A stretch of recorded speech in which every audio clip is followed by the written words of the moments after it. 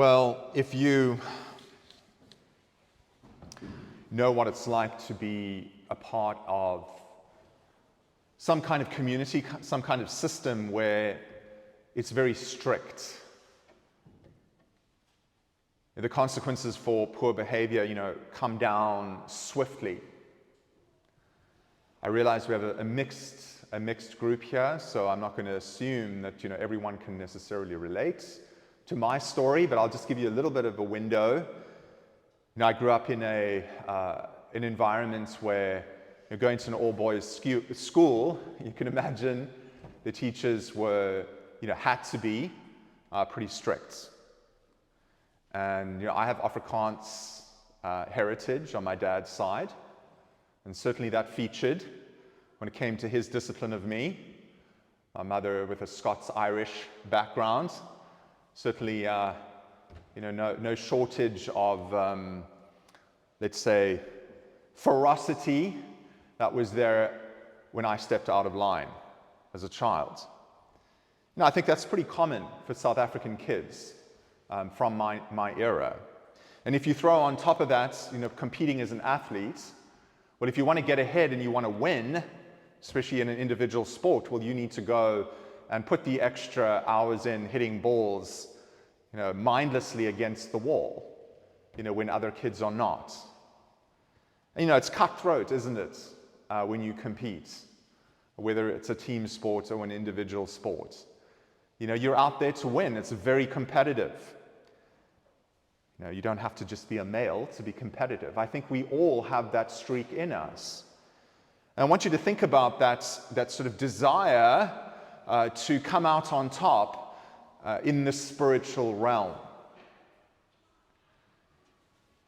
If we think our parents, and no parent does a perfect job, just trying to figure it out. It's a very difficult calling. You see your kid wandering, you see your kid acting out, and you want to make sure they don't grow up to be a delinquent. And so there can be harshness that is not appropriate, sort of shoring up for inconsistencies. And it's so easy to transplant that experience onto God. God as a taskmaster, God as someone who's going to get you when you step out of line, especially when you have. And you've done things, you've said things, you've thought things that no one knows about except God. And you fear that you would be cast out if anyone knew exactly what went on and what goes on in your hearts.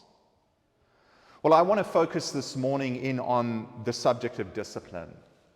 Because I think over the last few weeks, when I've finished up 2 Corinthians, the focus has been on these false teachers that have been leading many of these believers in Corinth astray, and they've been acting out, right? And there's gross forms of sexual immorality. There are instances of worshiping in a pagan temple, and the syncretism with other religions, other approaches to outlooks on worship and philosophy.